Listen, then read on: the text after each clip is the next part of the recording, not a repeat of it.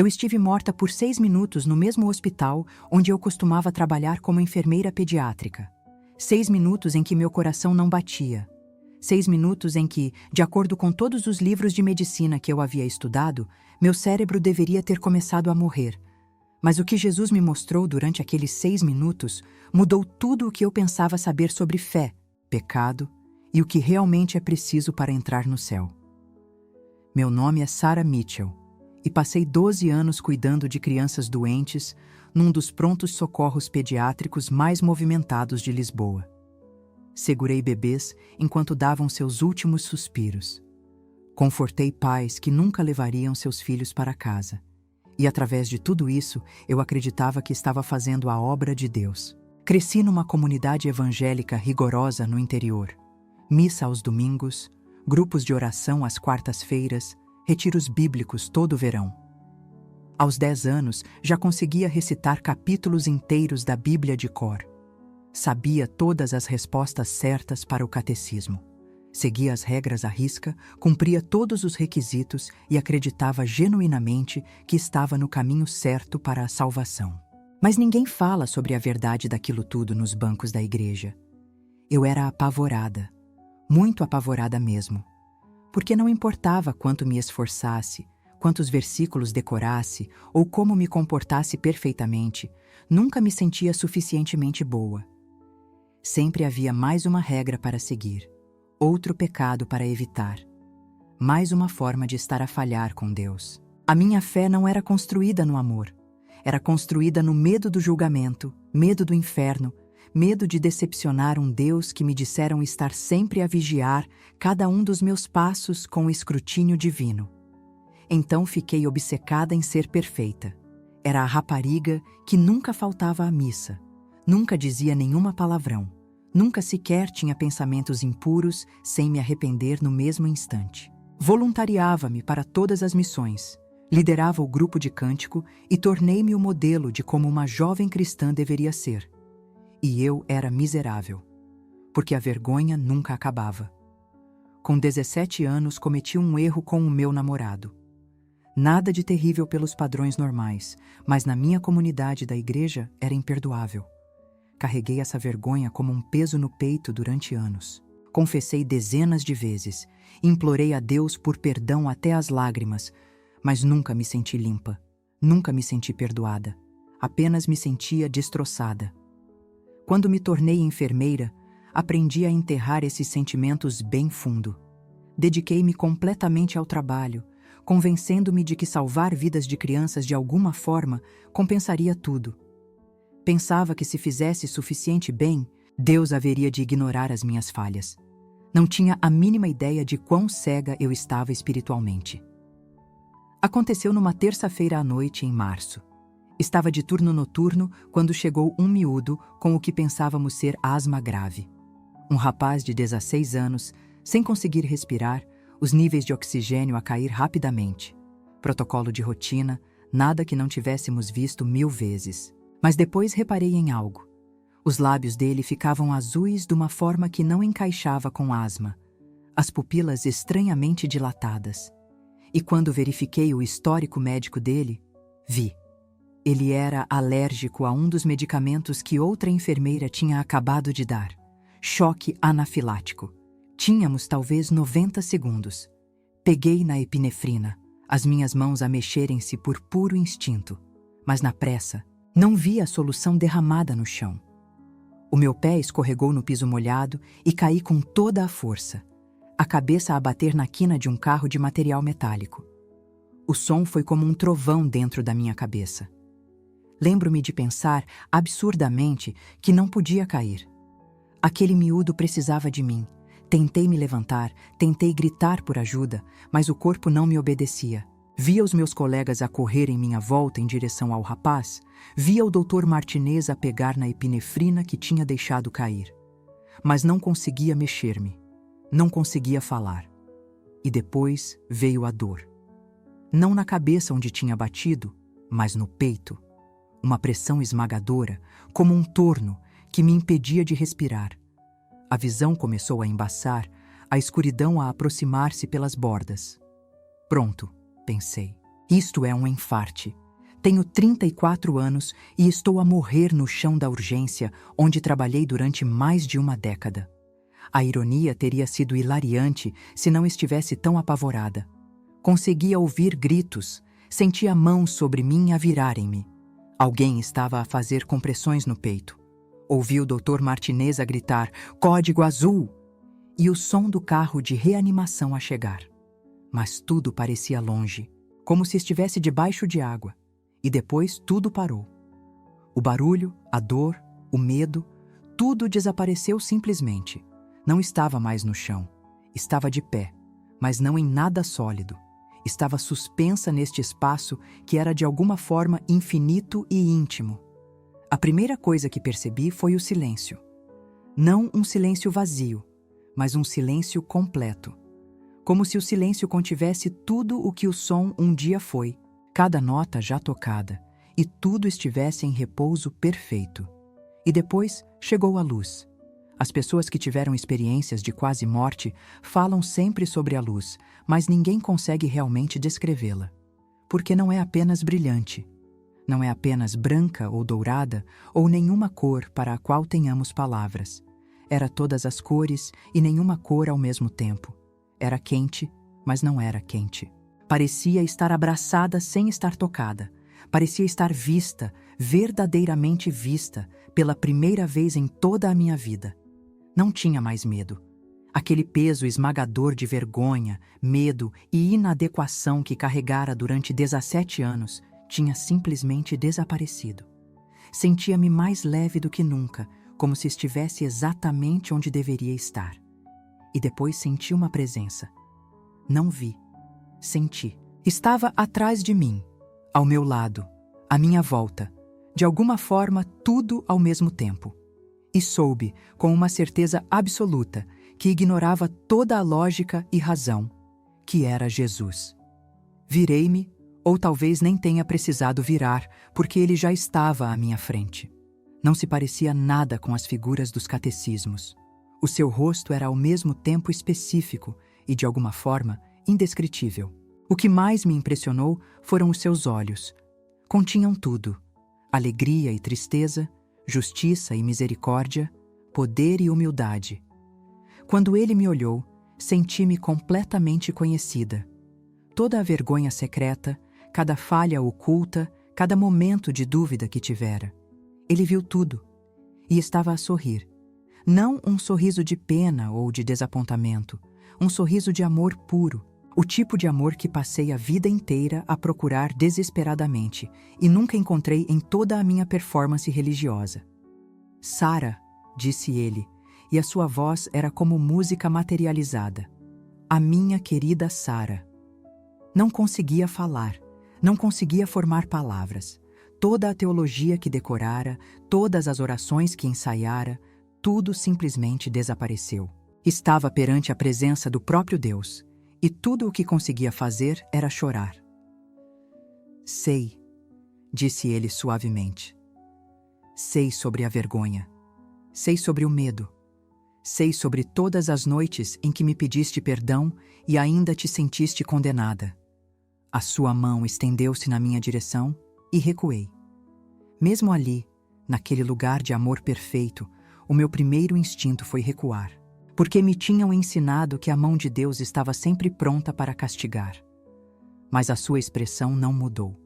Manteve a mão estendida, paciente, à espera que eu entendesse o que estava a oferecer. "Tens carregado fardos que eu nunca pedi para carregar", disse ele, seguindo regras que eu nunca escrevi, procurando uma perfeição que eu nunca exigi e perdendo o ponto principal da razão pela qual vim.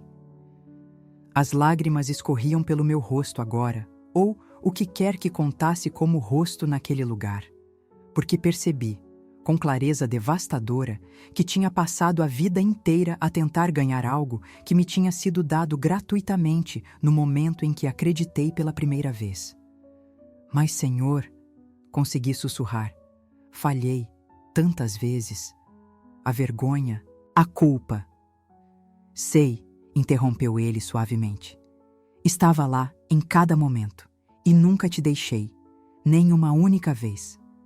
Mas, Sara, há algo que precisas entender.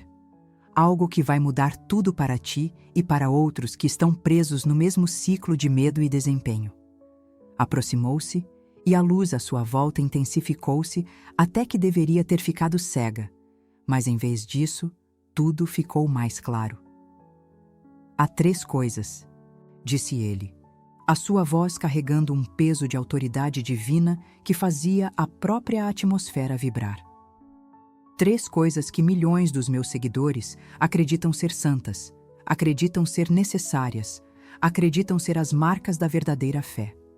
Mas essas 3 coisas são, na verdade, pecados. São pecados que fecharam as portas do céu para incontáveis almas que pensavam estar no caminho certo. O meu coração, que nem tinha a certeza se possuía naquele momento, começou a aceleração. 3 pecados que parecem justiça, continuou ele. 3 pecados que tu mesma cometeste, não por rebeldia, mas pela própria devoção religiosa que pensavas que me agradava. 3 pecados sobre os quais preciso que voltes e avises as pessoas.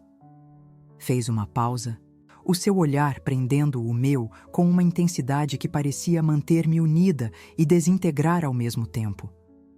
O primeiro pecado que tu pensas ser santo, aquele que te prendeu na vergonha durante 17 anos, aquele que mantém o meu povo em cativeiro enquanto acreditam estar a ser fiéis. Começou a falar, mas naquele exato momento senti um puxão violento, como se uma corda tivesse sido amarrada no meu peito e alguém me estivesse a puxar para trás com força incrível. Não! Tentei gritar. Preciso de ouvir isto, preciso de saber. Mas a luz estava a desaparecer, a presença estava a recuar e, de repente, estava a bater de volta no meu corpo com uma força que me tirou o ar. Ofeguei, abrindo os olhos para ver a cara chocada do doutor. Martínez acima de mim, as suas mãos congeladas no meio das compressões no meu peito. Voltou, alguém gritou. Temos ritmo. Estava de volta. De volta ao meu corpo destroçado no chão frio da urgência, de volta às luzes fluorescentes e ao cheiro de desinfetante, de volta ao mundo de dor, confusão e perguntas sem resposta. Mas não era a mesma pessoa que tinha caído 6 minutos antes, porque Jesus me tinha mostrado algo. Algo sobre os 3 pecados que as pessoas religiosas cometem enquanto pensam estar a ser santas. Algo sobre a vergonha, o medo e a fé baseada em desempenho que nos mantém presos. Algo que desafiaria tudo o que eu pensava saber sobre o que realmente significa segui-lo. E sabia, com a mesma certeza que senti na sua presença, que tinha que partilhar. Mesmo que me custasse tudo.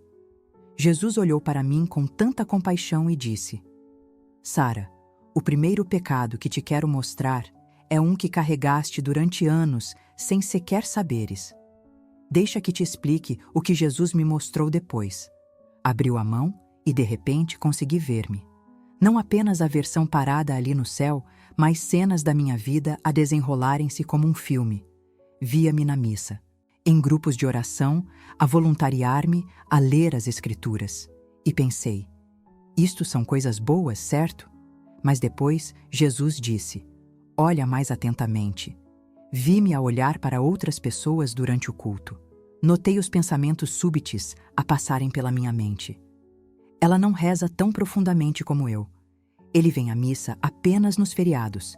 Eles não levam a fé a sério como eu. Vi-me a sentir uma sensação de superioridade, um orgulho silencioso de que era mais devota, mais comprometida, mais espiritual do que os outros à minha volta. E depois Jesus disse palavras que me despedaçaram.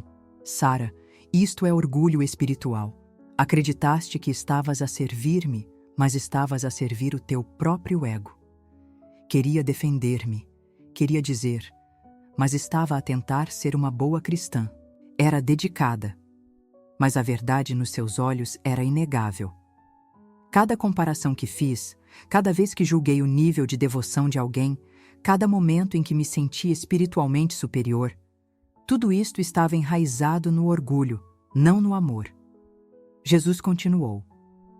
A verdadeira santidade não se encontra na quantidade que rezas ou na frequência com que vais à missa. Encontra-se na humildade.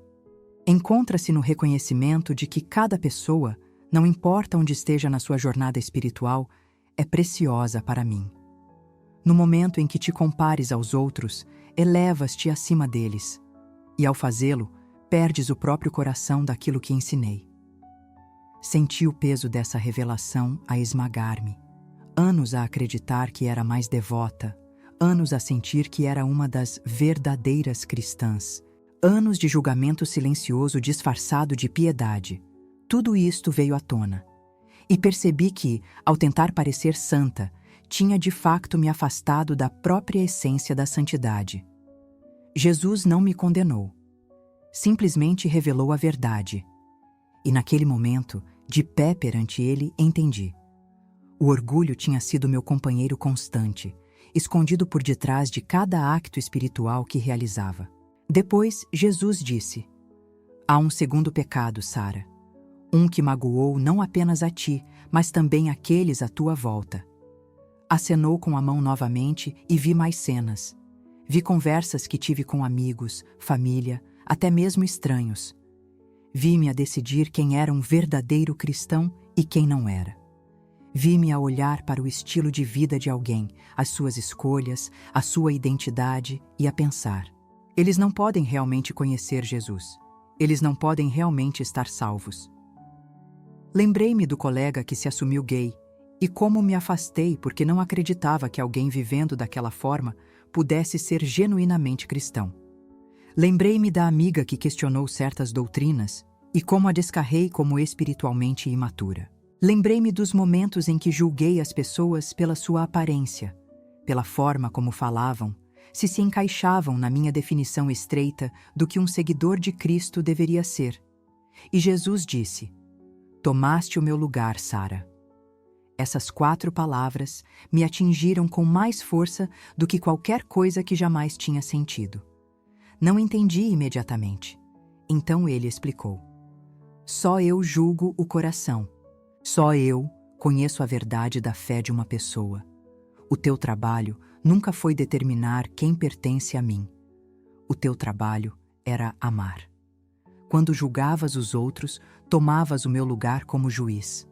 Afastavas as pessoas de mim ao decidires que não eram dignas do meu amor. Comecei a chorar. Pensei em todas as pessoas que afastei com a minha atitude julgadora. Pessoas que talvez estivessem à procura de Deus, mas quando me encontraram julgamento em vez de amor. Quantas almas afastei ainda mais de Jesus porque me autoproclamei guardiã da fé? A voz de Jesus era suave, mas firme. Morri por todos, Sara. Não apenas pelas pessoas que se encaixam na tua versão de justiça. Amo o pecador, aquele que duvida, aquele que está destroçado, o perdido. A minha graça não é limitada pela tua compreensão. Quando julgas, tornas-te uma barreira em vez de uma ponte. Percebi que o meu julgamento não estava a proteger a fé, estava a destruí-la. Não estava a defender Jesus, estava a deturpá-lo. Cada vez que decidia que alguém não era um verdadeiro cristão, estava a colocar a minha compreensão finita acima do seu amor infinito. Depois Jesus me mostrou algo que me quebrou ainda mais. Mostrou-me os rostos das pessoas que tinha magoado com o meu julgamento.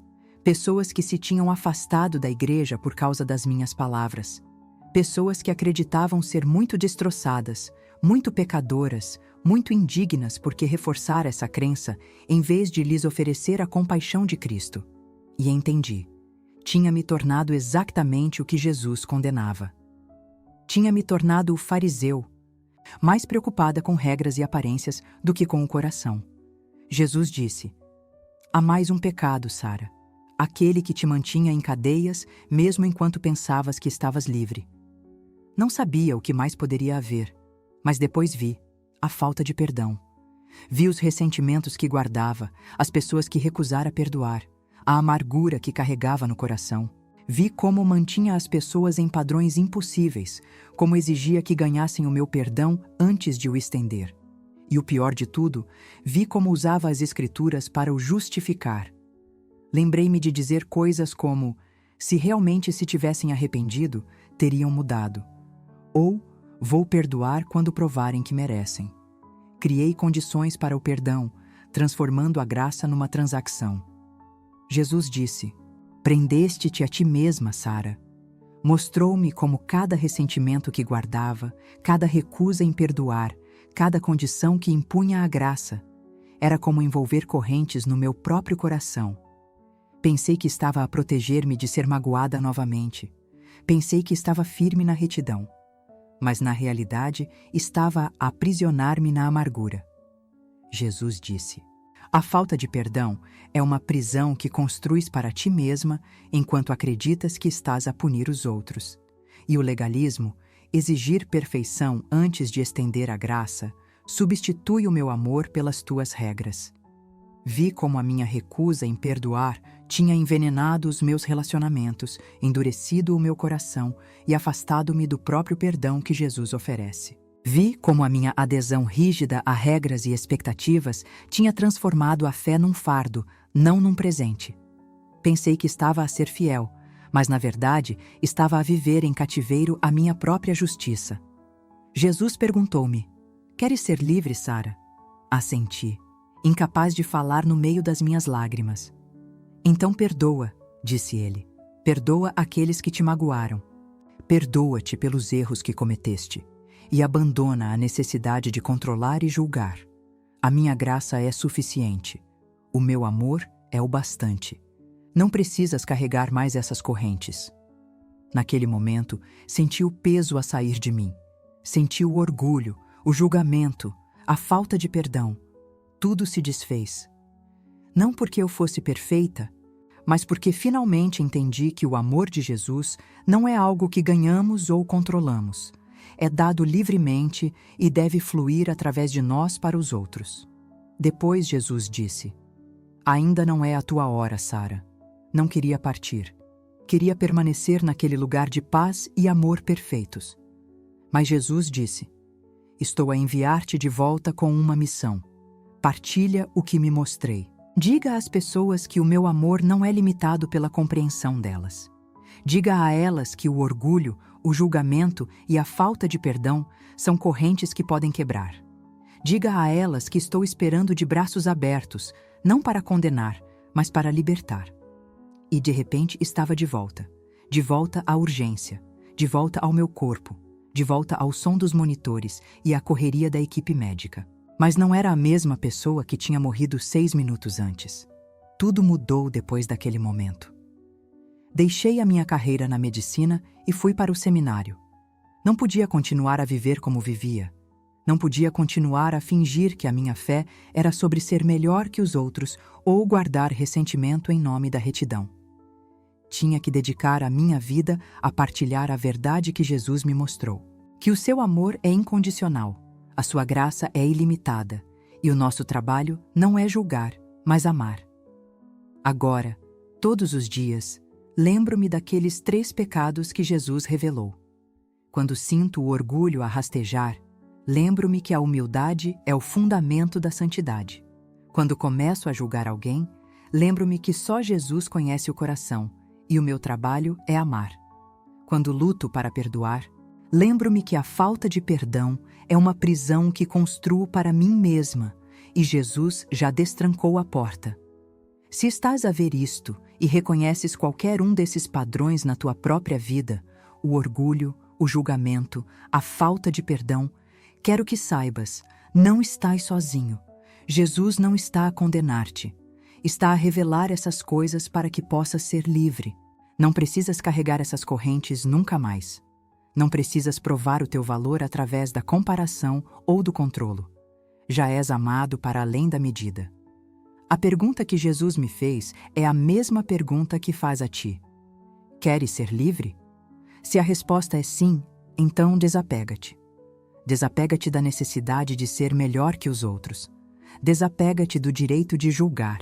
Desapega-te dos ressentimentos que tens guardado.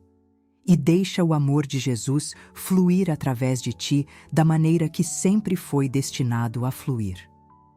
Esta é a mensagem que voltei para partilhar. E rezo para que ela mude a tua vida da mesma forma que mudou a minha.